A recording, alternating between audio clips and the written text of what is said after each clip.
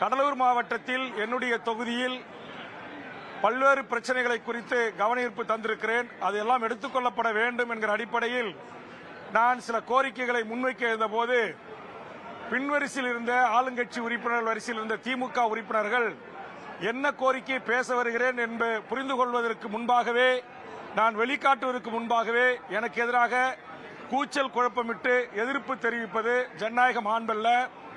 அதுபோன்றுதான் அண்ணா நகர் பிரச்சனையை பேரவைத் தலைவர் அவர்கள் வேல்முருகன் கவனஈர்ப்பு தந்திருக்கிறார் என்று வாசிக்கிறார்.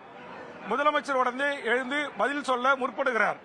நான் உடனே தலையிட்டு மாண்புமிகு முதலமைச்சர் அவர்களை பேரவைத் தலைவர் வாயிலாக நான் இதற்காக கவனஈர்ப்பு தந்திருக்கிறேன், அதனால் என்னுடைய கருத்தை பதிவு செய்துவிட்ட பிறகு தாங்கள் இதற்கு பதிலளிங்கள் என்று கேட்கிறேன். உடனே ஆளுங்கட்சி வரிசையில் இருக்கிற பின்வரிசையில் இருந்த சட்டமன்ற உறுப்பினர்கள் என்ன பிரச்சனைக்கு நான் கவனஈர்ப்பு கொடுத்திருக்கிறேன், எந்த பிரச்சனையை நான் எழுப்ப முற்படுகிறேன் என்பதை தெரிந்து கொள்ளாமல் அரைகுறையாக அறவேக்காட்டுத்தனமாக என்னை எதிர்ப்பது என்பது ஏற்புடையதல்ல. இது ஜனநாயக மாண்புக்கும் மரபுக்கும் எதிரானது. இதை இனி ஆளுங்கட்சி கொறடாவோ அவை முன்னவரும் பேரவைத் தலைவரும் அனுமதிக்க கூடாது என்கிற என்னுடைய வேண்டுகோளை நான் முன்வைக்கிறேன்.